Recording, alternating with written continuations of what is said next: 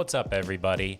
Welcome in. Good morning, good afternoon, good evening, whatever it is for you. We hope you're having a great day.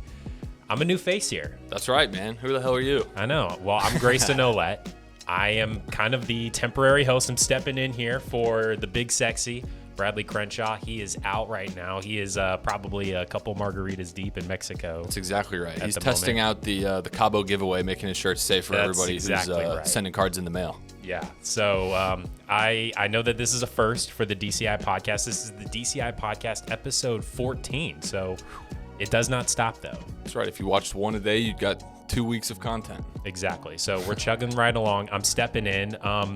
Maybe I should give a resume a little bit so people. Yeah. So I am with the media team here at DCI. So I'm usually behind the camera, but I am heavily involved in what goes into the DCI podcast week to week. I help come up with a lot of the topics and do a lot of the production work, and I edit the podcast and things like that. So I am heavily involved with the podcast, heavily involved with the media. Absolutely. You know? When it comes to cards, I mean, collected as a kid. DCI has obviously gotten me more heavily involved in it, but I mean, I've got a master's degree in sports management. I've been following sports my whole life. So in terms of, knowing players and stuff, I've got no issue there. But I'm sure I'm going to have fun picking your brain on cards. Awesome, man. And just so people know, how long have you been with DCI? And I'm sure people have seen your face kind of at shows.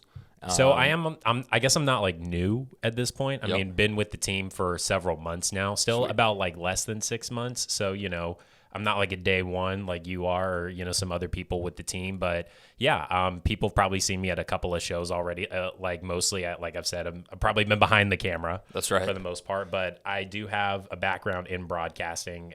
I do have a background in, media and radio and things like that. So pretty comfortable here right now. Awesome, man. Well, I know that people can look forward to seeing you at, card shows, buying singles and doing all that stuff, making deals coming absolutely. up. But also, yeah, guys, Grayson is a huge part of all of our media content, editing, creating, planning all that stuff out. So we are in good hands here. I will say, if you will just give us a subscription to our channel, that way you're not missing out on any future DCI content.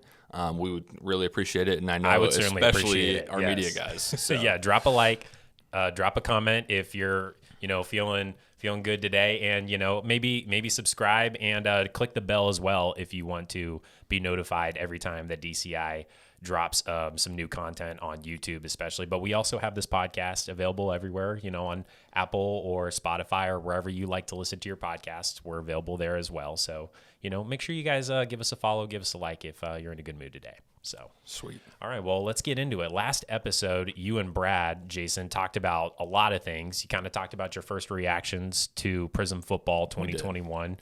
We actually ripped some of that in our last card shop tour video. Make sure you go check that out on YouTube right now at S&P. They ripped Brad ripped a crazy Mac Jones gold out of 10. So that was a lot of fun. Nuts. Every time I've watched that video, and by the way, you guys did a great job with the angles and like kind of capturing that moment. Every time I've watched it since, I've probably watched it. Caught in 4K. Yeah, literally. I think I've watched it 150 to 200 times, and every time I still get chills thinking about it. And I was there, to live it. The video is almost better, in my opinion, because like in the moment, you get so frenzied in a big hit like that. To watch it back is really fun. So well, especially from your perspective, like you've obviously like ripped a lot more wax than me or a casual collector has. So and Brad too. Like so when you've ripped so many big cards, especially, I mean, you're kind of hot hand in the hobby right now, man. If anybody follows Jason on Twitter, you've been pulling some fire recently. We'll get a little bit more into that later. But, like all I'm saying is when you've ripped that much wax and you've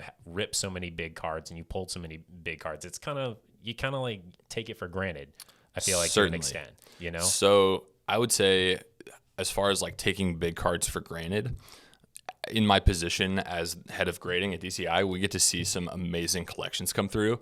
So I think like the big iconic cards, that people would be like, the grail of somebody's collection. Since we see so many collections, I'm getting to see so many grails all the time. It's one of my favorite parts about my job. And so, yeah, I would say like I've almost become numb to like the 86 Fleer Michael Jordan, you know what I mean? Right, I see, yeah. It makes sense. Which is crazy. Six-figure it's like, card, like right, whatever. Exactly. And we see very few 10s, but obviously, but it's still one of those things where it's like every time one of them comes in, it's that iconic card, it's that Grail card. It's really exciting still, and there's that excitement. So whenever whenever we know those are kind of coming in, it's still exciting. But so if I were to go back and rip some 86 Fleer and pull a Jordan, I can't even imagine how excited I would be. I think like a part of, and I guess this is diving a little bit more just into that day, like when you guys were ripping the Prizm at S&P, like you only bought 2 boxes. Like it's not like you guys got an entire case, which I don't think we is really specified on social media too much, but you guys just bought 2 random boxes. So you already and Brad had just bought into a ton of rips as well on Whatnot that weekend. So like you got already gotten through a lot of Prizm up to that point with not a lot of luck, and we already were reading online how much has obviously been printed and how many cards there are. Y'all got into that last episode. So I think just the part of you and Brad knowing, and everybody in the room knowing how little of a chance y'all actually had at hitting a card like that. That was really cool. Yeah, the odds on something like that, especially when you pull 2 boxes out of the case, right, or whatever, and the odds just are. And y'all talked about it last episode. The rest of the cards y'all had were not good, to say the least. Yeah, so, that max saved the day for sure. Save the week, the month, that's a big one. So that was really fun. Something that we, as people who have been in the hobby and ripped wax before, either to grade, to flip, kind of to hold on to for a while. One of the main things, and this is really fun, this is a really fun part of the hobby for me, is finding that value proposition, right? Between the discrepancy between the singles prices on the market and the price of the sealed wax, right? And that kind of gets into like our first main topic of the day is,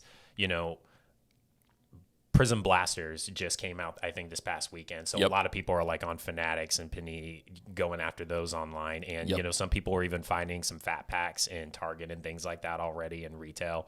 So I think it's just interesting to see that now there's even more Prizm coming out. Correct. There's still more sets coming out that I think people are going right over their heads. Correct. Still, like Optic, Contenders Optic, Select. Like there's still a lot of stuff that's coming up. Prizm basketball, National Treasures basketball. I mean, the list goes on. So with all these sets coming out and all these things coming out, I think that some people haven't noticed that you and other people in the hobby have been choosing breaks and wax and cases, it seems, over pursuing a lot of these big singles. We're seeing these singles get flooded onto the market. There's so many different variations, especially of Prizm out there and stuff. I kind of just wanted to pick your brain on this and, give collectors an educational moment here. Why do you, especially at this time right now with so many sets and so much product out there, choose to, purchase an entire case of a product, or versus another. Or I mean, maybe buying into a break of a product that you like, as opposed to pursuing the singles of those cards, on whatever marketplace you so choose. Right. So I look at this kind of side of things as I'm going to, it's all about the entry cost, the cost per card, the cost per grading. You know what I mean? It's a margins game. And so what I like to do is typically I will wait at least a week after a product comes out, just for the general. So that's the first move, is you kind of wait a week just to get an idea of what's even in the product. I like to see a little bit of the product before I spend my money, whether it's a few singles. You're not a first off the line kind of guy? The box.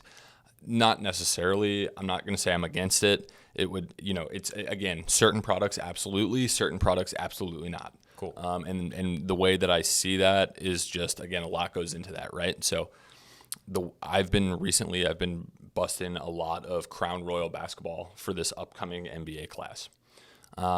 Personally, I think the value there for the cost of a box and the cost of a sealed case is very good, even after the cost of grading for what the value you can expect in a box, right? So the way that I treated that is I went to my LCS a couple of weeks ago and I opened one box, okay? I got lucky. I did very well. I pulled a Stephen Curry kaboom. It got a 9.5 from Beckett. Huge pull. Right. So I'm into it's a $4,000 card. I'm into it for $650 after grading. at that point I realized, okay, I've got, $3,000 in, we'll call it house money to then keep turning. And this is, again, going back to, this is stuff that I have a plan to flip at either the National. I had, maybe some of the high end stuff at the National. Right. That Steph Curry Kaboom's not a PC. That's you plan on flipping that. I turned it. Yep. Right. I already moved it. Okay, so cool. It's one of those things where, that card to me was just a flip, a true flip. You know what I mean? I love Steph Curry. I don't care to hold non-rookie, non-autograph, 7th or 8th year Steph Curry stuff. So, from especially in the middle of the point, finals right now, like that's the time to get rid of that. Exactly. Card. He's hot. He's in the finals. Like, I can move it at a premium. So I did that. On the flip side of that, I took that house money and put it back into Crown Royal. Basically, and that goes back to after I saw one box, saw what comes in it. You're guaranteed a numbered rookie. You're guaranteed an autograph, at least one. A patch card with memorabilia, some of them game used, others rookies. I kind of looked at the configuration of the box and said, okay, here's my entry cost at $450 or $500 a box. I'm going to, the hits that are coming out of this product are worth buying to grade. You know what I mean? They're right. The rookie cards. You're actually taking a look at where those single prices are selling at. Correct. As well, and you're seeing, where the discrepancy is in between raw and graded as well, and those types of things, and how well the rookies are selling, how well the numbers are selling. So you're keeping an eye on those things as you're continuing to buy more of that product. Absolutely. And the reason that I've continued to buy sealed product is because I believe in the class. And that's a little more year to year, so. And that's something you and Brad have kind of dove into a little bit in regards to football, but absolutely. this basketball class, this 2021 class in particular, that's Cade Cunningham, Evan Mobley, Scotty Barnes, all those guys, for anybody who doesn't know that. Like, right. You just are really a big fan of those guys in that class. Correct. And so I believe my money is best spent. So we'll just say, $7,500 is what I have into Crown Royal boxes of wax, you know what I mean, that I have ripped and opened and pulled and, started to grade and move. My interpretation of that product versus the other products that are going to come out for this draft class, including, same class, different products. Prizm. We just saw it with football. Prices were sky high out of the gate. I think a lot of people will be priced out of Prizm wax and therefore singles because of the strength of the class down the line.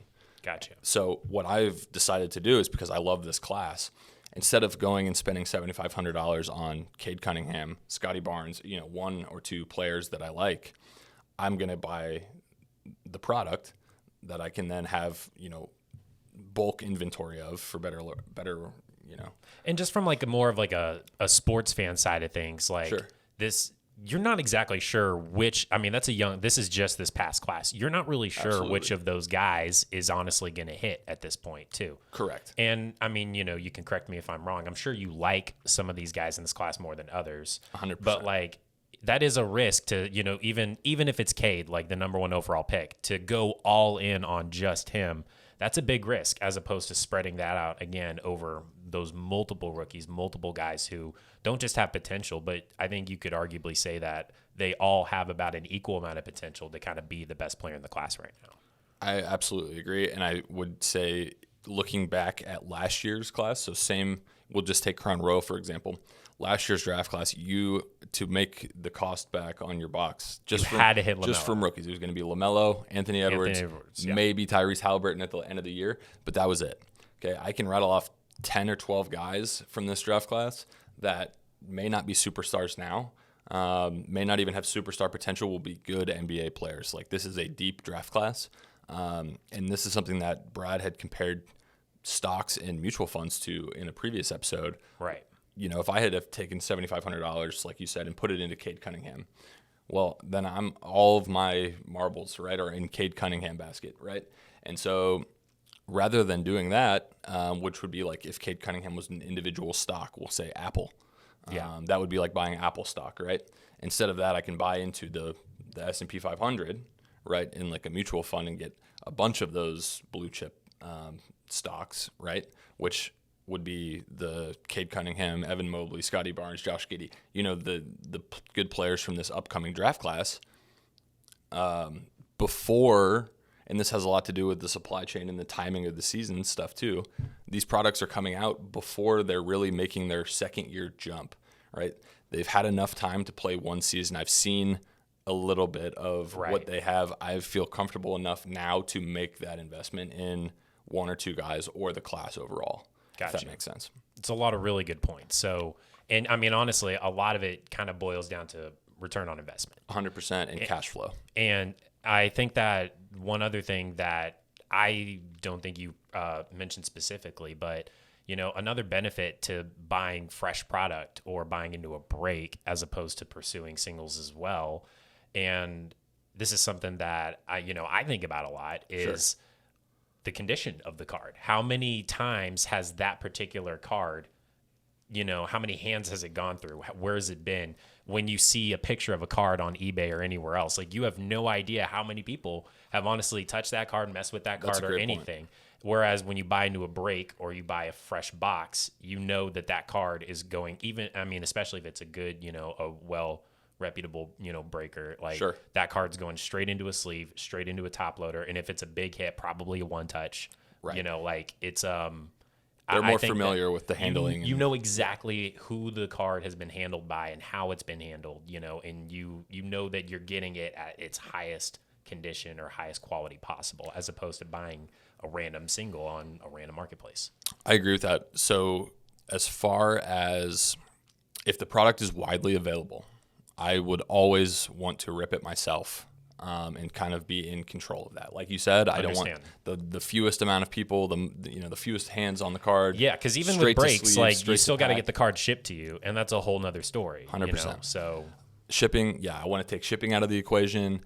Something that I also like to do is, I guess, is sort as I'm ripping, right? And so I know as I'm pulling out, hey, I've kind of got an idea of, hey, I've got, 20 cards that are worth grading. Here's what I'm going to do with the rookies. Here's what I'm going to do with everything else. Kind of break it up that way. And that way I don't have just like a giant stack of cards lying around.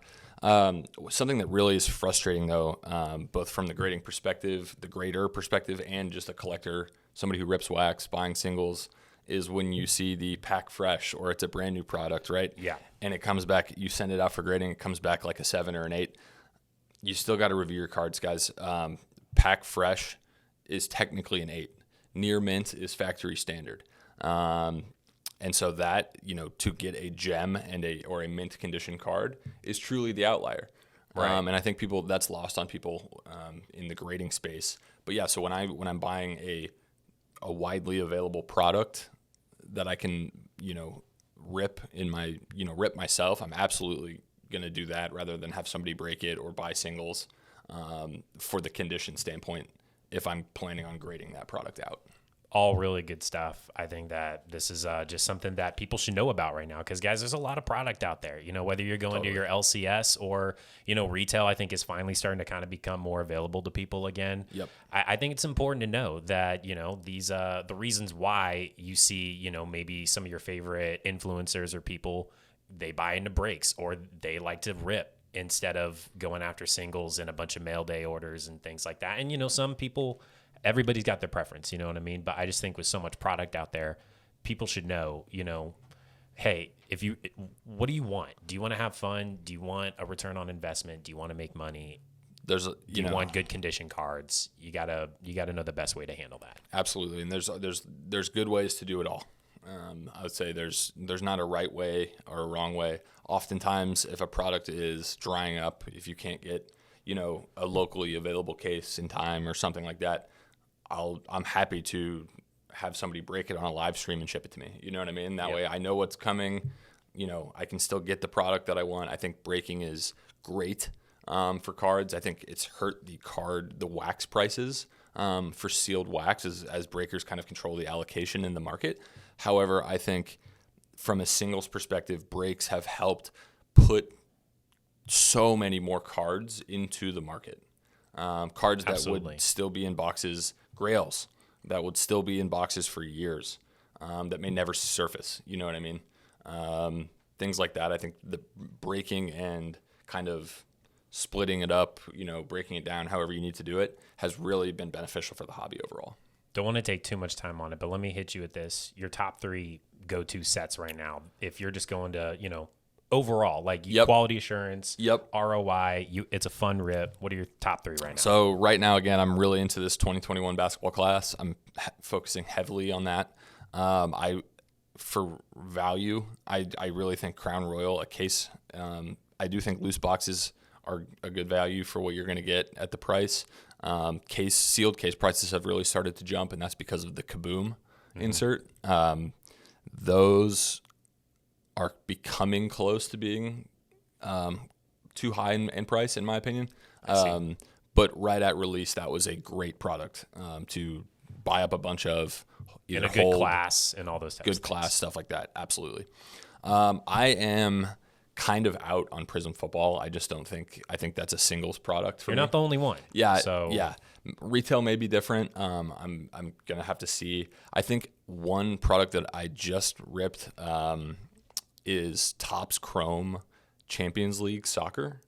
Topps Chrome Champions League Soccer, the quality that I've seen is awesome. I think you can pick up light hobby boxes for under $200 a box. I would say that that's very safe in terms of what you're going to get, what you can expect to get in terms of refractors, numbered cards. Autographs are not guaranteed, but you can get them still. So that's a product that I really like for the value. Awesome. And then just to kind of circle back, to go back a couple months, I still really like this 2021 Topps Chrome F1.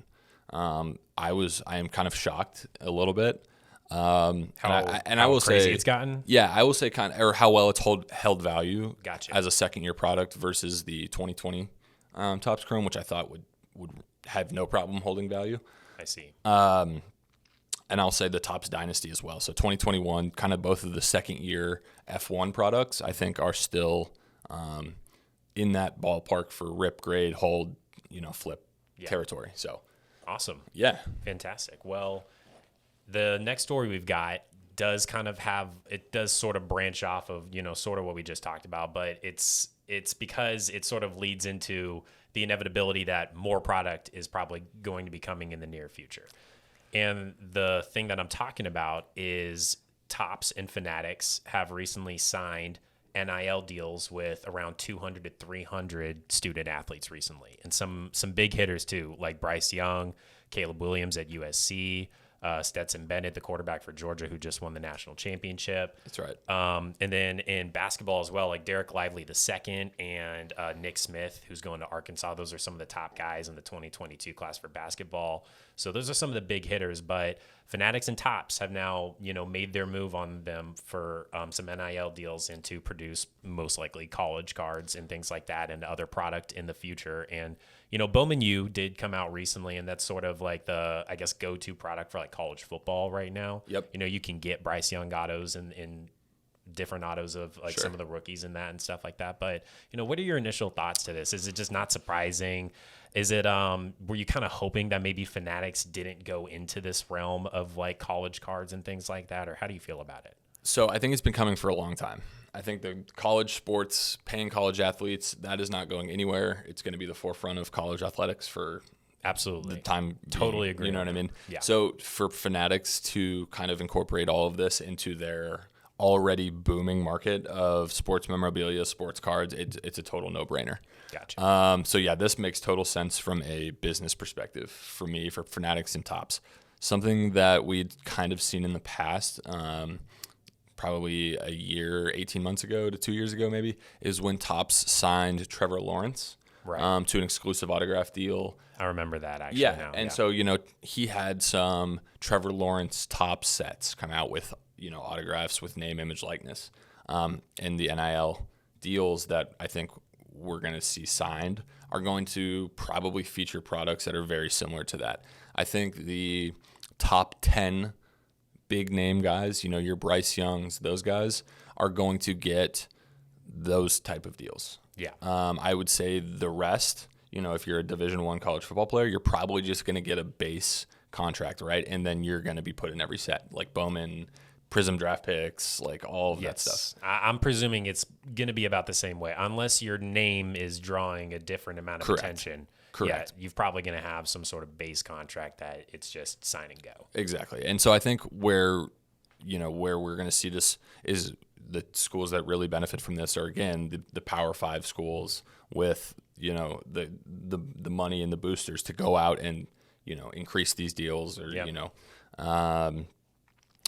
go for, increase their, reputation and stuff within college football by having these superstar, more celebrity type athletes on their team. And I think it goes a long way for the program. So I could see that being some kind of deal being made. And that's nothing different. That's been taking place in college athletics for a long time. What really frustrates me about these specific sets is we're talking about guys in the 2022-2023 draft class. Absolutely. Within the next month, the Prizm 21-22 basketball draft class comes out.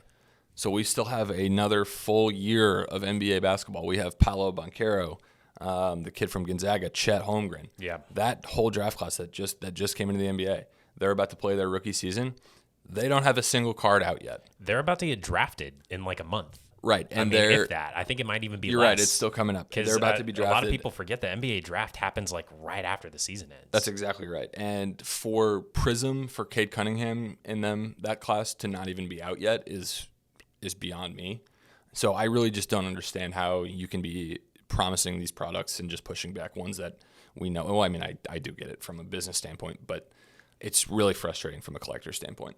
I think that's really all it is, from my perspective as a collector too, is just, look, don't get me wrong. I mean, roll tide. I'm a Bama fan. That's right. Brad, he's not going to be happy. He's not going to be happy I'm saying this on the right. show. But you know what? Hey, I'm on the mic right now, so I can say what I want. That's right. But I would love to have a Bryce Young auto right now, in Bowman U or whatever. I think that guy's going to be an absolute stud no matter where he goes. Don't hold me to that at the moment. But I can't imagine, how more product hitting the shelf, especially like college product, which we already know just doesn't bring the same type of value, no matter who the player is. Correct. I just don't see it. I get outside of the fact that it's just you're printing more money. And I do think that it will start to help the value of the collegiate cards over time. That being said, I do not think they'll still won't be comparable to the pro jersey rookie, things like that. They'll always have a little bit of value. No, absolutely. Especially the numbered ones and things like that too and stuff. But there's a market for everything. I agree. Yeah. I just think that, and again, I guess for Fanatics, the business side of things, this makes sense. But I almost wonder, shouldn't your focus, coming into this market maybe be elsewhere possibly? Or do you think that this is, again, just such a no-brainer move? I think it's just such a no-brainer move for them that I'd have to imagine their cost on the set is nothing, and it's a set that however much they print, anything they sell is going to be house money based on their premiums from other sets. That's the way I would look at it if I were them, and I'm sure that is probably the case. I won't be buying any of it. But, but I get it. It's tempting. I get it. Again, if I those big hitters in there, if I could make and sell it, I would. Gotcha. So I get it. Yep.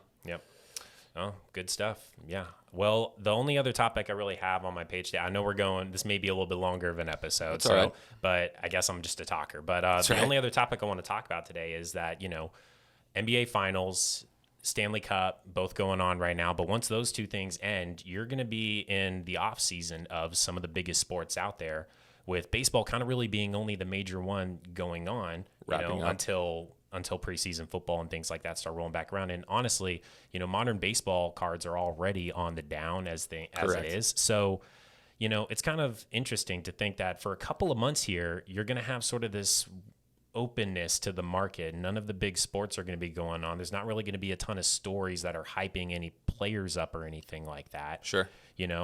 Where do you, and you can speak from just in the past how you've noticed things go. Where do you see the market being just during this weird period? At PSA, for example, over the last 2 weeks, they've noticed a large influx of TCG cards coming in, a lot more Pokemon and things like that getting submitted, so just something to think about. I feel like for the next couple months, maybe for collectors out there who, maybe are holding on to players in multiple sports, like what should they be thinking right now during this time? So this is a great time, in my opinion, to manage cash flow, right? This is going to be a great time without, like you said, without the hype being, pushed by playoffs or, big stories, things like that. This is going to be a great time for people to cut bait. You know what I mean? Like you really dig through your collection, get focused and say, hey, like, okay, this, even if I hold on to it for another 4 months, like I just, is it worth me holding for 4 months, or should I dump it now and keep it turning? You know what I mean? I think that this is a really good time for people to do that, consolidate. There's tons of good shows over the summer, which is kind of helps offset that lack of sports schedule. I know the National at the end of July is going to be a monster show. I think people are really buying singles and stuff in turn, like getting ready for the National, whether that's consolidation, cash flow management, things like that. I think that this time of year is super important, whether it's looking forward to, football season, the next basketball season, the end of baseball season, whatever it may be. I think there's a lot of time to go and buy. It's a really good time to kind of plan out the next 6 months and the next 12 months or whatever it may be, for your cash flow in the hobby moving forward into kind of like that second half of the year where, again, we'll have the NBA season start up, NFL will start up, baseball playoffs, things like that. Yeah. And I think that, I don't want to get too deep into this year as we're, but, obviously like with where the economy's at right now too, and everything sort of being on the down, crypto, whatever you maybe are investing, it's probably on the down at the moment. Right. I'd say like this is like you say this also, I feel like with that in mind, that really think about what do you actually feel like you want to hold right now, and Correct. what do you feel like you need to get rid of in order to, like you said, manage your cash flow. Think about the cards that you have. Like, are those really the cards that you want to hold on to? Correct. As things kind of continue to go in a downwards direction. Like, is that really the player? Is that really the card that you think that, coming out the other end is worth hanging on to? I think those are the types of questions that people should be answering right now. And I saw a really interesting post from one of our friends, Kendall Farrell, who made a really good statement. As people start to consolidate and kind of liquidate collections, things like that in this kind of lull downtime, on the flip side, the people who are buying and, holding are building some very, very legendary collections right now. I think there are going to be some, down the line, 20, 30 years from now, people are going to look back at this time, kind of 2020 through 2022 and realize like that there are some serious collections being built right now, whether it's a business, a fund, but also just personal collectors. Like this is going to be a time where you kind of make or breaks the hobby, if that makes sense, because of the state of the economy, the state of the wax prices, breakers, kind of everything. It's kind of like a perfect storm where, listen, you're either jumping ship or you're stocking up. You know what I mean? And that's kind of where batten down the hatches. Absolutely. And so I think Kendall made a really good point. Like people are, this is also a really, really, really good chance to really do some damage on the market. You know what I mean? It's a really interesting thought, and I think it's a good one to end on. Absolutely. I agree. This was awesome. Really had a good time with you, Jason. Man, I agree. It's been a pleasure having you. I really enjoy all the media Maybe stuff we can that we're doing. squeeze me on the air here a little bit more often in the future. We'll see how it goes. That's right. I don't know. Brad likes his camera time. I don't think. We'll see. Maybe probably gonna have to buy an extra mic for that one if that's ever. That's right. Be a thing. We'll squeeze you in for me. Well, guys, we appreciate you guys joining us on today's episode of the DCI Podcast, episode 14. Man, I know. Just moving right along. Love to see it. Awesome, guys. See you next week. Thanks for checking it out. Yep. Again, make sure you like, subscribe, click the bell as well, and we'll see you next week. Appreciate you guys. Later.